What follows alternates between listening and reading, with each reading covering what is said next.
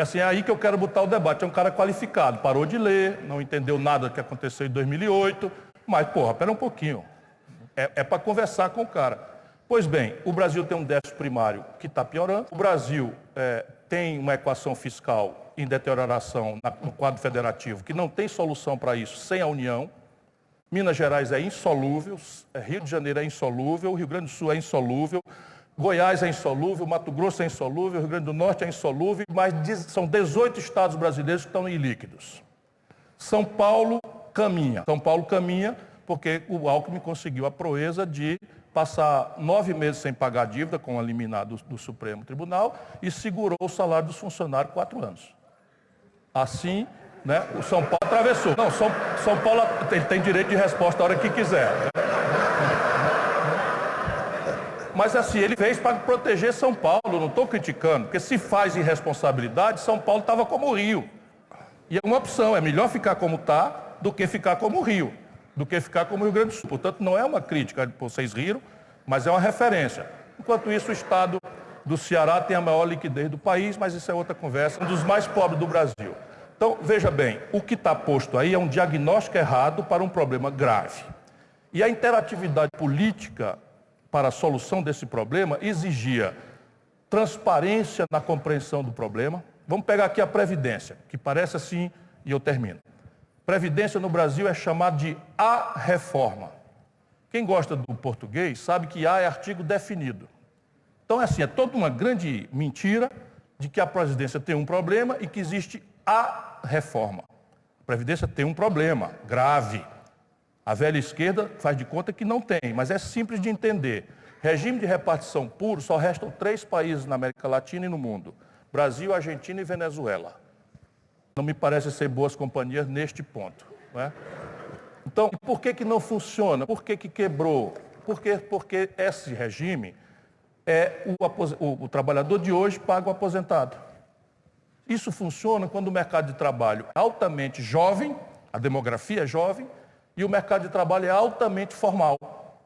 Coisa que nós perdemos, as duas coisas. O Japão levou 110 anos para ter 30% da população acima de 70, o Brasil levou 40 para ter 30% da população acima de 70. Acima de 70 os dois. Porque a crise se arrasta desde os anos 80 e nós não damos cabimento de equacioná-la. Quero discutir isso aqui hoje à noite com essa ilustre contribuição aqui, né, dos mais qualificados do que eu.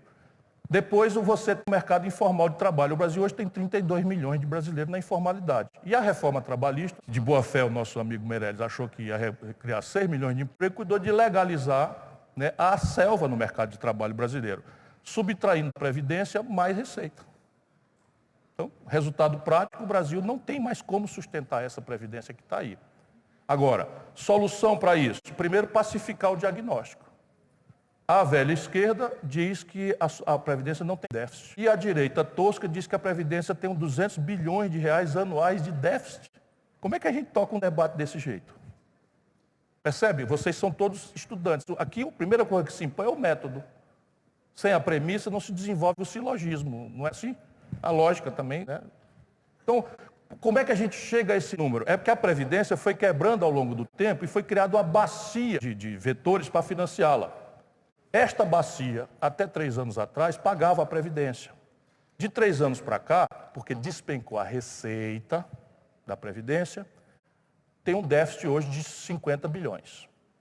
Porém, o governo Fernando Henrique, que já estava vendo isso cair, inventou um negócio muito imaginoso, chamado DRU, Desvinculação de Receita da União. Então, pega 20% de todas as receitas da Previdência, tira da vinculação e joga no saco sem fundo da dívida brasileira, que já passa de 5,6 trilhões de reais. 25% dela, coisa absolutamente original, que não tem um manual de economia, nem em MIT, nem em Chicago, nem em Harvard, nem em lugar nenhum do planeta, 26% num negócio fraudulento chamado Operações Compromissadas do Banco Central. Sem nenhuma transparência, completamente opaco, tudo escondido, está lá, acontecendo. Isso vence em 4 dias. E não há situação fiscal que dê equação a isso. Não há, pode inventar a reforma que quiser, se a situação patrimonial do país tiver esse perfil, tanto que o governo Lula passou 8 anos com superávites cavalares na história do capitalismo mundial, não tem esse precedente. 8 anos de superávit médio de 2,5%, né? Superávit primário de 2,5%, dívida, do ponto de vista nominal, explodiu. Embora como proporção do PIB tenha caído e já explodiu na mão da Dilma, que continua sem saber nada do que aconteceu, o trem passou, ela não viu nada. Então, o grande problema do Brasil é esse. E a Previdência tem duas tarefas, e eu termino. E nenhuma das duas está considerada. A primeira, garantir dignidade aos aposentados, é uma óbvia. Mas a segunda é atacar um problema estrutural mais grave do Brasil, que é a nossa tradição de baixíssimo nível de formação bruta de capital.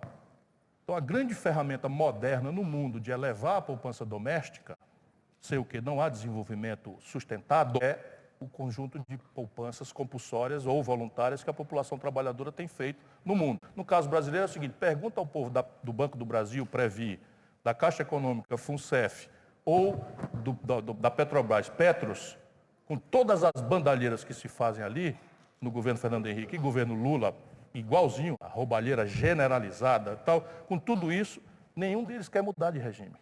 Pergunta se eles querem ir para o RGPS, o Regime Geral de Previdência. E o Brasil não teima em seguir discutindo que o problema nosso é parametrização. Não é. Não é parametrização, porque o Brasil é muito diferente. Uma mulher nordestina, rural, não vive 62 anos. Eu não posso equiparar essa idade mínima a um trabalhador intelectual do ar-condicionado. Um policial dá 40 anos de correr atrás de bandido, onde é que já se viu isso no mundo?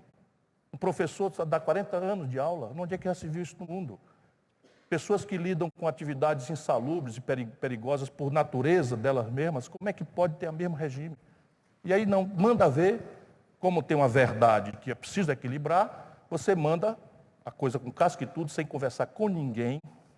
Ninguém conversou com ninguém, surpreendeu todo mundo, manda um pacote cheio de pegadinha. Por exemplo, tem uma pegadinha lá, Meirelles, que permite que, por lei complementar, desconstitucionaliza, reduzam-se as idades de aposentadoria dos magistrados dos tribunais superiores. Com isso, o Bolsonaro, igual como fez o Chaves, nomeia 6 ministros do Supremo Tribunal Federal. Nós vamos votar contra 100% dessa reforma, se eles não quiserem abrir uma discussão para corrigir isso, e aí temos propostas alternativas. Eu tenho para mim que esse conjunto de disparates tem sido adredemente manipulados para nos distrair aos brasileiros. E assim, todo mundo acha que é uma certa paranoia e tal, mas eu conheço o ramo, tenho quase 40 anos de vida pública, a vida inteira, né, cuidando dessas coisas e tal, e eu nunca vi alguém, no dia seguinte de ser eleito, não descer do palanque e fazer um esforço para, pronto, acabou a briga, chega todo mundo aqui, vamos conversar, o que é que a gente pode fazer. Porque a eleição é natural que você, né, vai para o máximo de desagregação. E se é presidente do Brasil, nessa conjuntura e com essa complexidade, o tamanho do problema, vocês não têm ideia. Nós estamos aqui fragmentando as coisas, várias percepções diferentes, primiciais de análise das coisas.